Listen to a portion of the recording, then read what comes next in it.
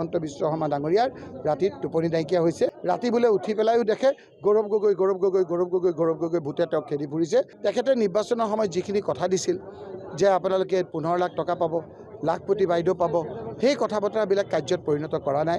বিভিন্ন জাতি জনগোষ্ঠীক তেওঁ ঠগাইছে। আহোম সম্প্ৰদায়ৰ লোকসকলে তেওঁৰ প্ৰতি ক্ষোভিত হৈ আছে। টি গাৰ্ডেনৰ মানুহক 351 টকা দিম বুলি কৈ এতিয়া 220 টকা 240 টকা দিছে দৈনিক হাজিৰা। বঙালী সম্প্ৰদায়ৰ লোকসকলেও উপযুক্তভাৱে তেওঁলোকৰ মন্ত্ৰী পোৱা নাই, তেওঁলোকৰ ৰাজনৈতিক প্ৰতিনিধিত্ব পোৱা নাই। ব্ৰহ্মপুত্ৰ ভেলীত এজনো বঙালী মন্ত্ৰী নাই। এই এইবোৰী সমস্যাই ৰাইজক আগুৰি ধৰিছে আৰু সেইকাৰণে আজি আপোনালোকে দেখিছে হিমন্ত বিশ্ব শৰ্মা ডাঙৰীয়াৰ ৰাতিত টোপনি নাইকিয়া হৈছে।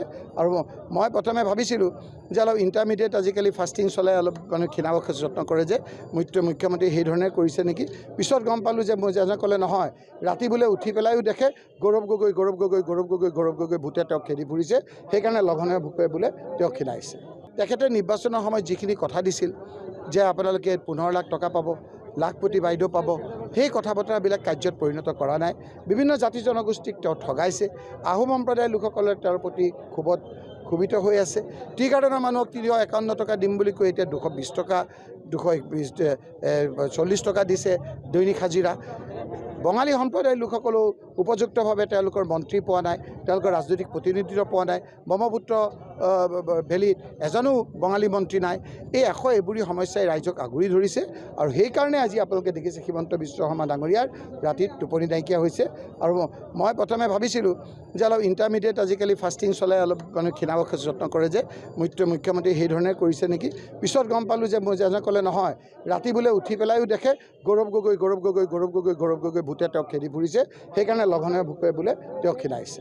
তেখেতে নিৰ্বাচনৰ সময়ত যিখিনি কথা দিছিল যে আপোনালোকে 15 লাখ টকা পাব, লাখপতি বাইদেউ পাব, সেই কথা বতৰাবিলাক কাৰ্যত পৰিণত কৰা নাই।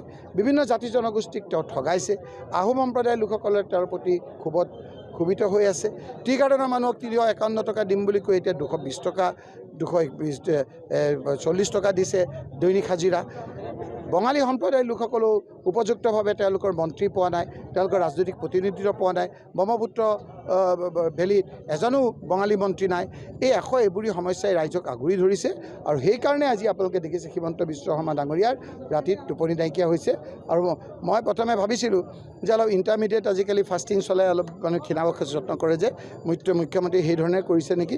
পিছত গম পালোঁ যে যেনে ক'লে নহয়, ৰাতি বোলে উঠি পেলাইও দেখে গৌৰৱ গগৈ ভূতে তেওঁক খেদি ফুৰিছে। সেইকাৰণে লঘনে ভূপে বোলে তেওঁক ক্ষীণাইছে। যিকোনো খবৰৰ বাবে যোগাযোগ কৰক 7099017330 লগতে 7099017110 নম্বৰত।